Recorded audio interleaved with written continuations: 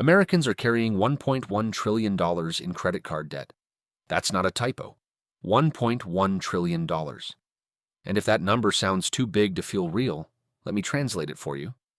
That's roughly $8,000 per household that carries a balance, at an average interest rate of 29%, which means every single year, the average indebted American household is handing over roughly $2,300 in interest alone, just for the privilege of having borrowed their own money back from a bank. And if you think this is just a personal finance problem, a discipline problem, a people should just spend less problem, you're looking at it exactly the way the banks want you to. Because this is not about discipline. This is about a $1.1 trillion time bomb sitting underneath the American consumer economy. And the fuse is already lit. Because here's what the headlines aren't telling you. Delinquency rates on credit cards are rising at a pace we haven't seen since 2008. Charge-offs, which is the polite banking term for "we've given up trying to collect this," are accelerating at JP Morgan, Capital One, Citibank, and Discover all at the same time. And the consumers who have been propping up GDP growth, corporate earnings, and the entire soft landing narrative for the past 2 years are starting to run out of road to kick the can down. But before I show you exactly why this matters to you personally, you need to understand how we got here, because this didn't happen overnight. And it wasn't because Americans suddenly became irresponsible. The math just stopped working. To understand how we got to $1.1 trillion in credit card debt, you have to go back to 2020, because that's where the story really starts. In 2020, the government sent out roughly $5 trillion in fiscal stimulus across 3 rounds of checks, expanded unemployment benefits, and business loans. Consumer savings rates hit 33% at the peak, the highest in recorded history. And for a brief moment, American households were actually in better financial shape than they'd been in decades. Then 2021 happened. Revenge spending kicked in. People bought cars, took vacations, renovated kitchens, and went out to restaurants like the world was ending in reverse. And the economy roared back. GDP growth was strong. Consumer spending was strong. Corporate earnings were strong. And everyone congratulated themselves on the greatest economic recovery in modern history. But here's what was quietly happening underneath all of that. Inflation arrived. Not the mild, predictable kind the Fed always talks about. The "a dozen eggs costs $6 and your grocery bill went up 30% kind. And wages, while they did not rise fast enough to keep up with the price of actually living. So what did people do? They did what Americans always do when the paycheck doesn't stretch far enough. They put it on the card. But here's what nobody is accounting for when they call the post-pandemic consumer resilient. Between 2021 and 2023, credit card balances grew by roughly $300 billion in just 2 years, which is not what resilience looks like. That's what desperation looks like dressed up in economic vocabulary. And the interest rate environment made everything worse, because this borrowing happened right as the Fed began hiking rates from 0 to over 5%.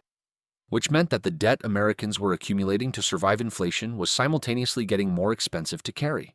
It was a trap, and millions of people walked right into it because they had no other option. Meet Sarah. Sarah is not a real person, but she represents the composite average American credit card holder. She earns $58,000 a year before taxes. She has one credit card with a $7,500 balance. Her interest rate is 27.99%. And she makes the minimum payment every month because that's what the statement recommends, and she's got rent, groceries, and a car payment to cover too. And here is where the machine kicks in. Because Sarah isn't doing anything unusual. Sarah is doing exactly what the credit card companies designed her to do. Let me show you how the credit card business model actually works, because once you see it, you can never unsee it. A credit card company makes money 2 ways. First, they charge merchants a fee every time you swipe the card. Usually around 1.5 to 3%. That's the interchange fee. And that business is fine, but it's not where the real money is. The real money is in the second revenue stream, interest.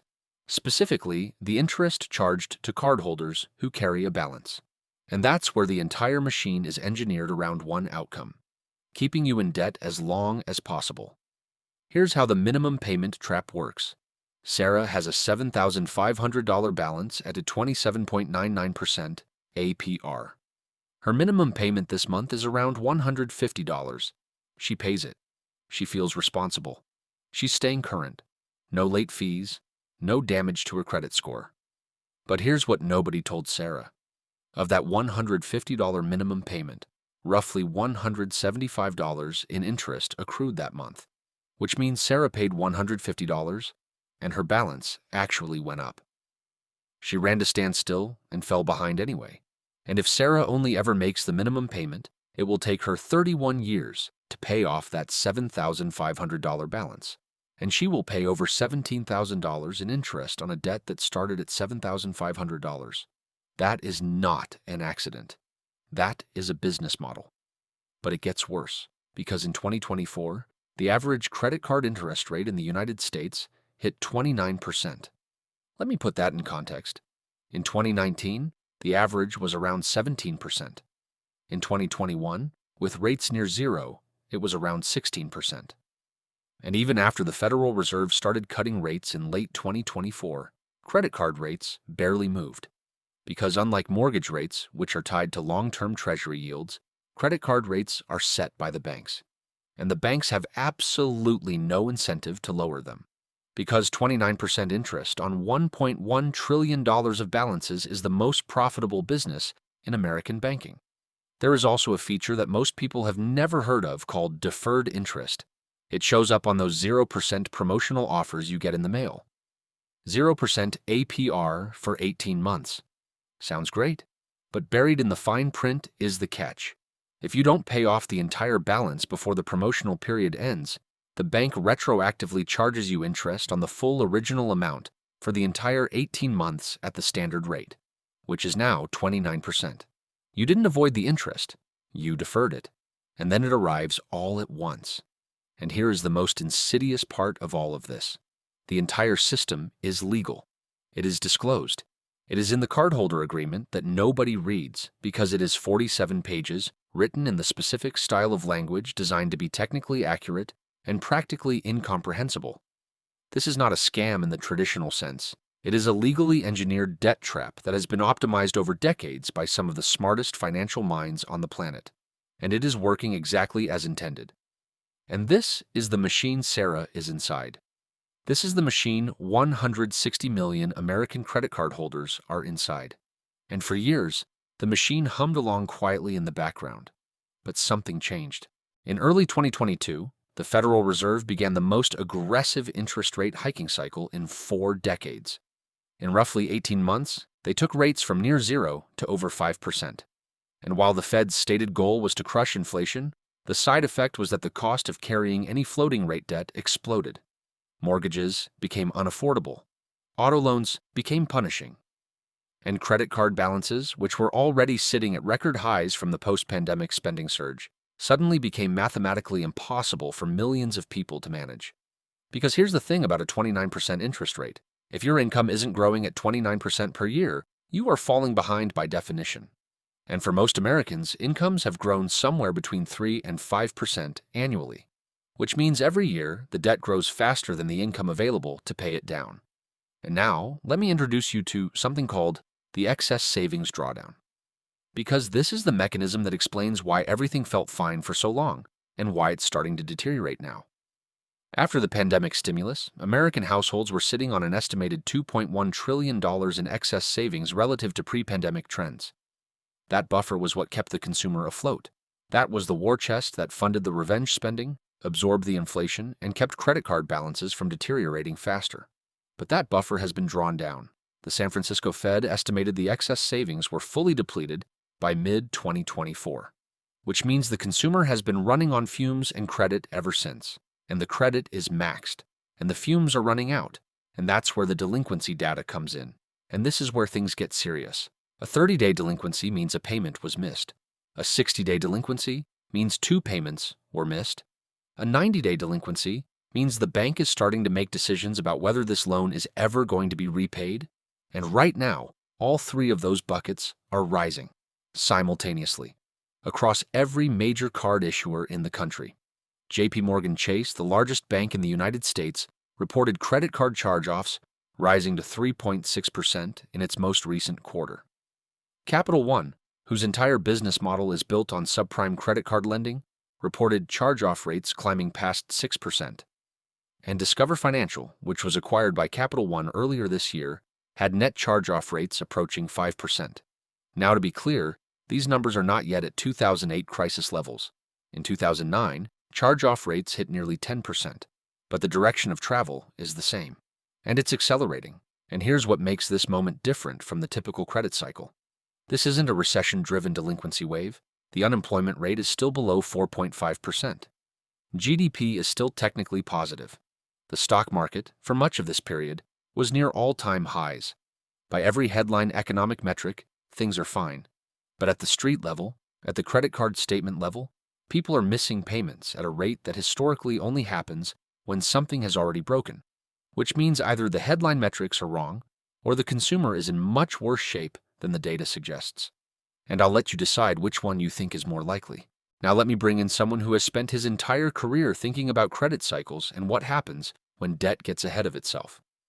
Howard Marks, the founder of Oak Tree Capital and one of the most respected credit investors alive, has written extensively about what he calls the credit cycle. His argument is simple. When credit is easy and cheap, people and institutions borrow more than they should. When the cycle turns and credit tightens, those excess loans don't disappear.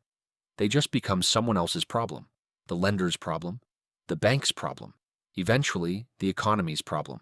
And the longer the easy credit period lasts, the more excess builds up and the harder the correction tends to be. The easy credit period for American consumers lasted from roughly 2010 to 2022. 12 years of near-zero interest rates and banks competing aggressively for cardholders. 12 years of pre-approved offers in the mail, 0% balance transfer promotions, and credit limits that kept quietly going up whether you asked for them or not. And the excess that built up during that period is now sitting at $1.1 trillion.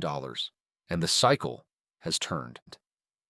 And now let's talk about what actually happens when $1.1 trillion in consumer debt starts to crack.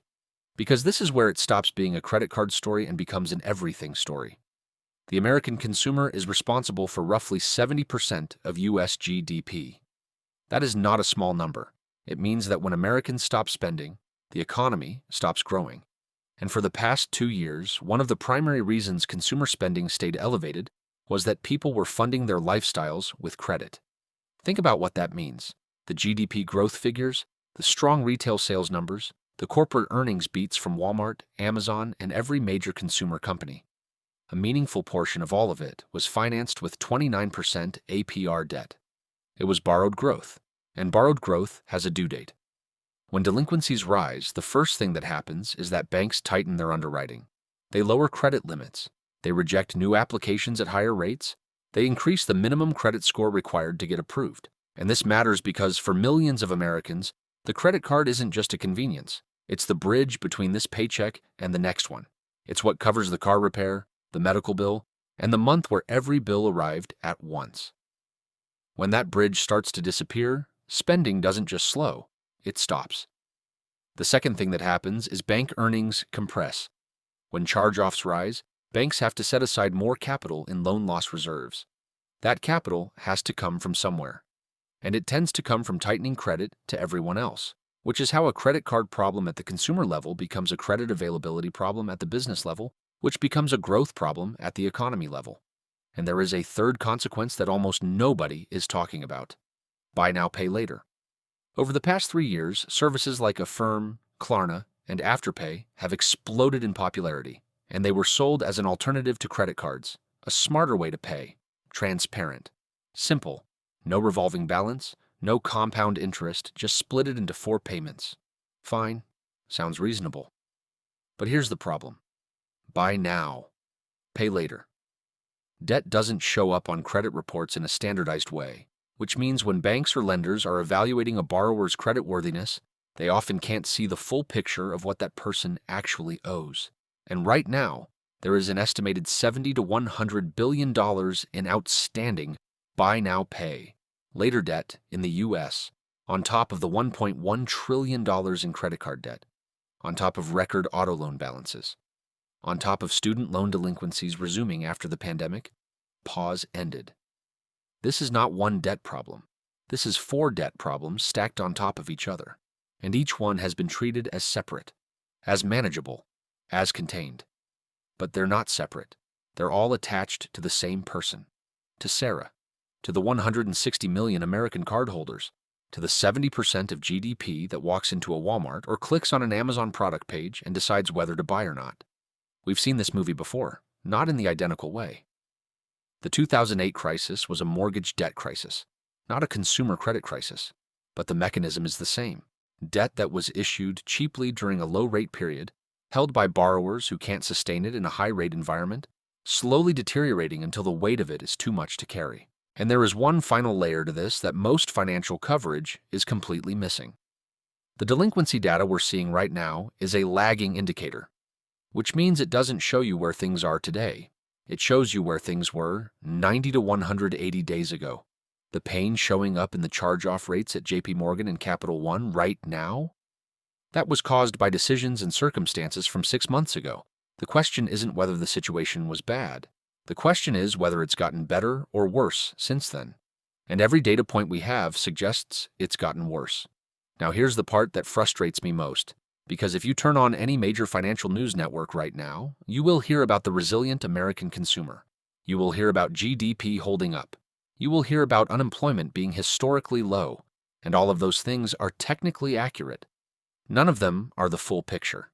Because a consumer who is paying rent, buying groceries, and keeping up with minimum payments on 3 credit cards at 29% APR does not show up in the unemployment data. They count as employed. They count as spending.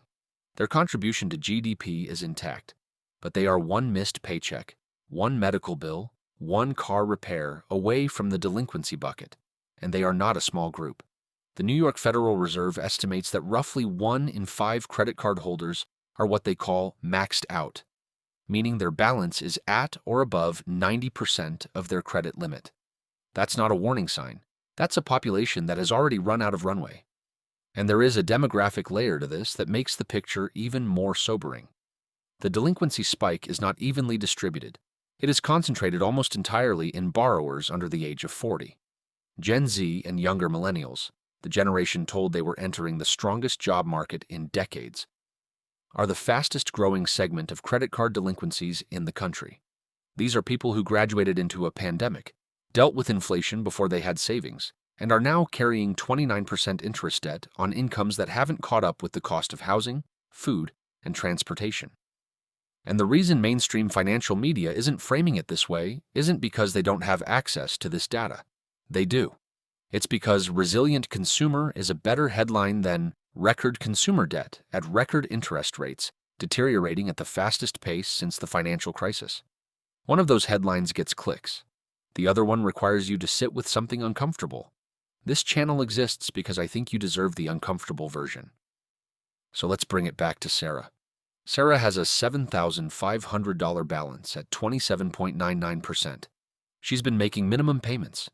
Her balance has barely moved in 8 months.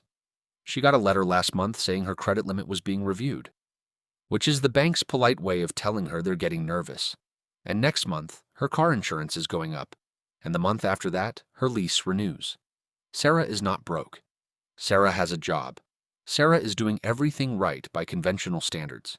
But Sarah is exactly the person sitting at the margin of this $1.1 trillion pile of debt. And there are tens of millions of Sarahs right now. And here's what it means for you, even if you have 0 credit card debt, because when the Sarahs pull back, retailers feel it first. Then corporate earnings disappoint. Then companies slow hiring or start cutting. Then the Sarahs who still had jobs start to look a lot more vulnerable. And suddenly, the soft landing everyone was congratulating themselves over starts to feel considerably less soft. This is not a prediction.